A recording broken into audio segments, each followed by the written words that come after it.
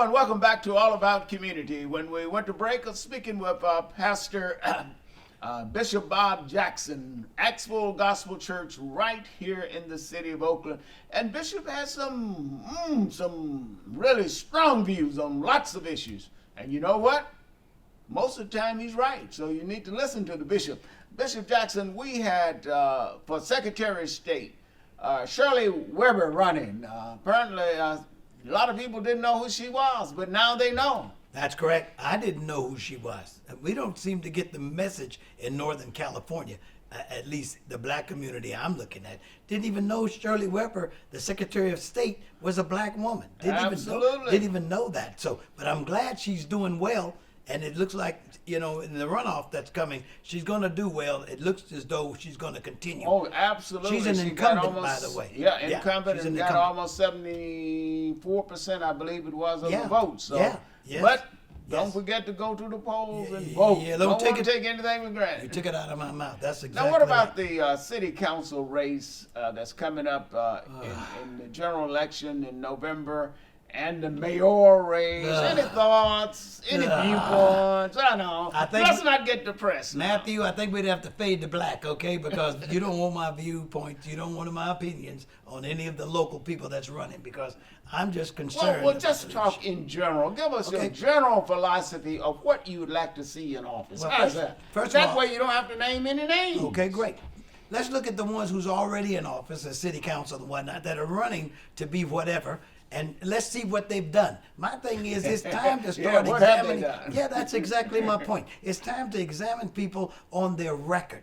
What have you done? What have you done? Some of them just got into office as city council, and now they're running for mayor. The next thing you know, they be running for governor. They haven't done anything as city Well, council. Bishop, person. maybe they just like to run. You remember the old movie Forrest Gump? Run, Forrest, run! All right.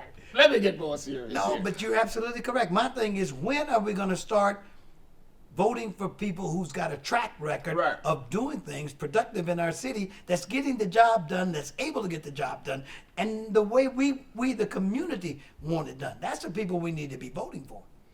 So you think that the voters in Oakland ought to pay close attention to the track record of those who are running for the mayoral position? Is that right? Absolutely correct. Now, Yes, what sir. about for city council? We got several people running for city council. The exact same thing. I mean, the people that are running for city council, they should have already been running for something. They should have already been doing something. I'm tired of seeing people get elected who haven't done anything and expect them to come into office doing something.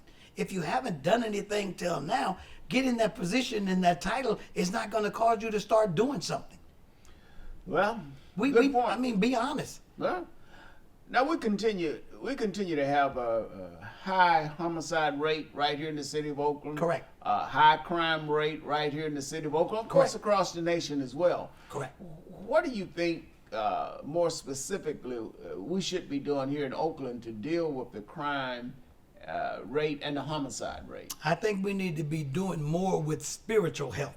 Okay. We deal with mental health and we deal with, physical health, but we don't deal at all with spiritual health. Why not? Why don't we do that? Well, because we don't know that God made man in three parts: body, soul, and spirit. So if you just deal with the body and the soul, that's where your mind and your emotions and feelings, the body is, your five senses operating, but your spirit, the spirit of a man is where the problem is, I believe. And they've already made an analysis that mental health is not the reason for all these mass shootings and these homicides that we see. And I believe it's spiritual. And I've tried to work with Alameda County Behavioral Health, and it's kind of like they don't want no parts of working with the spiritual part. And I'm saying we're not being holistically treating the people, because except we deal with the body, the soul, and the spirit, we're not dealing with the whole man. When I grew up back in Arkansas, as I was growing up back in Arkansas, I remember the Ten Commandments. Those were very powerful commandments. Thou shalt not steal. Correct. Thou Thou shalt not shalt commit not murder. kill. Yes, sir. I mean, all the stuff that nowadays just doesn't seem to be taught. So therefore, people just don't seem to have a conscience. It's okay to kill. It's okay to steal. Well, let me help you on that. We as parents gave our kids these, especially our boys, gave them these Xboxes and whatnot. And on those Xboxes were games of killing. They were shooting, the blood was splattering, and these kids were just shooting, kill 'em. And they were playing these machines day and night. They didn't realize they were programming their kids to be murderers, be murderers of mass. Right. You know, totally insensitive in to the the school, fact that- totally insensitive, Yeah. and they've desensitized themselves by playing a game we thought was fun because it kept our kids quiet. Yeah, it did, but it trained them to be killers. This 18-year-old guy that went into the store up in Buffalo, New York, and just randomly began to kill people, he didn't get that just because he's mental. That guy's not mental. Mental people don't plan stuff like he planned it. He visited that place several times. He had hate in his mind. He had hate in his mind, and he had an immunity, and something about in him wanted to kill because he was well trained on those. I guarantee you, he came up with that Xbox killing. And all of these men, in 11 days, 23 mass shootings took place in America. In 11 days, 23 mass shootings. Now, man, That's a lot of shootings, and unfortunately, it's going to continue because 18-year-old youth in a lot of cities can go out and get I say Gatling gun, can get an AK-15. and I'm glad you mentioned that. And now they want to change the age so you can get one at 21. Tell me the difference between an 18-year-old and a 20-year-old one. You see what I'm saying? Oh, well, It sounds good. 3 years.